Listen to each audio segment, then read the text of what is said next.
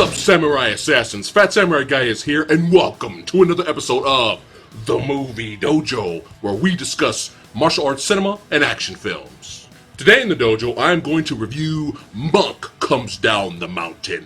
Here's a quick plot synopsis. This kung fu comedy is about a young monk who embarks on an adventurous journey after being kicked out of his monastery. Now I'm going to give you the good, I'm going to give you the bad, I'm going to give you the badass. First up, the good. Visually, the movie looks great with some pretty good cinematography. Some of the CGI effects were decent in the movie, kind of ranged from, okay, that was kind of solid to yikes. And the performances in the movie were very well done. You have Chang Chen and Aaron Kwok playing the wise and stoic martial arts masters. And even our protagonist has a very comedic charm about him. But sometimes it was a little too much. I mean, this guy might be the happiest monk in cinema history. It seemed like nothing could upset this guy. Hey man, I'm sorry your parents abandoned you. Me? Abandoned by my parents? It's all good, bro. It's all good, man. Hey, I gotta look on the bright side. At least I had parents.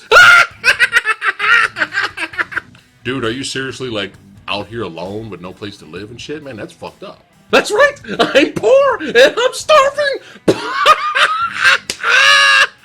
It's all good, man. There's nothing wrong with that. So, hey, I'm just gonna be losing weight all the time. I'm gonna be slim and trim. Hey, man, after your checkup, did the doctor tell you? Because he kind of whispered to me that, dude, you only got like 2 days to live, man.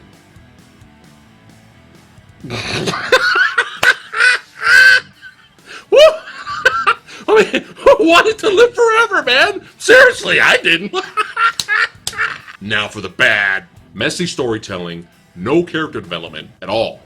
And the big one for me is the tone being so inconsistent in this movie. This film is all over the place. For example, you have our hero who was taken in by a doctor who specializes in Western medicine. He feels sorry for him and he takes him in and he gives him a job. And they become good friends. Now on the other hand, you have the doctor's brother who's this lazy, disrespectful, just no good son of a bitch. Who just wants his older brother's money. This guy's so horrible, he ends up selling the whole entire shop of supplies for a ring, just one ring. And his older brother's screaming at him going, what the fuck, that's our family shop, man, what are you doing? And the brother's like, hey man, okay, it's all about just having fun, okay? Who wants to fucking work, man, okay? Now I have this wonderful rich ring. You know what I'm saying? I'm living high life, man. Life's too short, man. It's all about having fun. So the older brother just furiously just leaves and storms out. And you actually kind of feel a little bit bad for the doctor. Because you can tell, you know, he's a good guy. And his brother's a piece of shit. Even our hero is not laughing anymore, believe it or not, finally. And he kind of feels bad for his buddy. And here's the beginning of the movie's tone going... As a viewer, you're feeling for this guy, and then all of a sudden he turns around and he goes, you know what? You know what? My younger brother's right. It's all about sex and fucking. So give me my fucking aphrodisiac. I'm going straight home to the wife and get busy. What the fuck just happened? What? We're supposed to feel sorry for this guy later? Really? And then not too long after that, two people that you thought was going to be an important, vital part of the plot, end up dying. Even our protagonist actually jumps into the water to try to save one of them. And then you find out later that he was the cause of both murders? Our hero, ladies and gentlemen, where the fuck did this come from? This just came completely out of nowhere.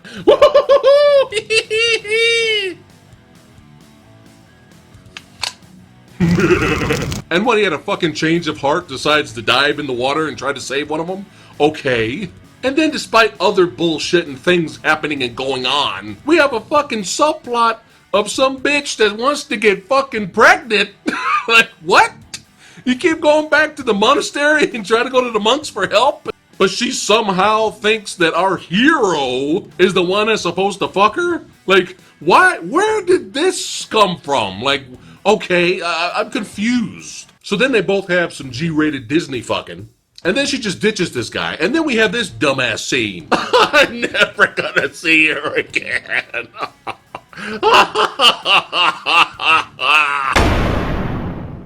And keep in mind, parts of this movie is being narrated by his child. Yes, our happy-go-lucky fun monk slash serial killer's child. Which you never see in me, so what's the fucking point? He then becomes Aaron Kwok's pupil, and then later becomes Chang Chen's pupil. But you really don't care that much about what's happening in the movie or anybody's relationship.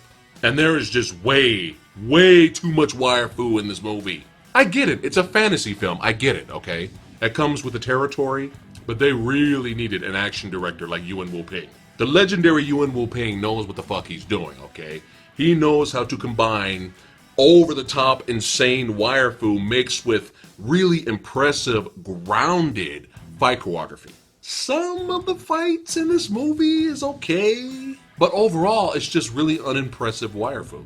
What a waste of our star's martial arts skills in this movie. What a waste. This is the same badass motherfucker that fought Donnie Yen at the end of Kung Fu Killer. And now for the badass? Yuen Wah is a fucking badass. This guy's a legend. He's been around for many years. I've always been a fan of him, and I smile all the time I see him just pop up in these movies. And this guy can play villains like this in his sleep, okay? He's very good at playing villains, very good. And really, to me, the only interesting thing in this film is his beef he had with Aaron Kwok. There wasn't a lot of backstory, and there wasn't really a lot of character development, but there was enough shown to you that when they actually get the chance to throw down and fight, you actually give a shit a little bit. So yeah, was it the best fight out of the movie? Of course. But unfortunately, even the end finale was a letdown. I mean, some of the fight choreography between some of the minions was alright, it was okay. But I expected a lot better with Chang Chen's character versus Yuen Wah at the end. I was like, alright, here we go. It's revenge time. Alright, fuck it. Everything else fucking sucked. Alright, here we go. Let's do this.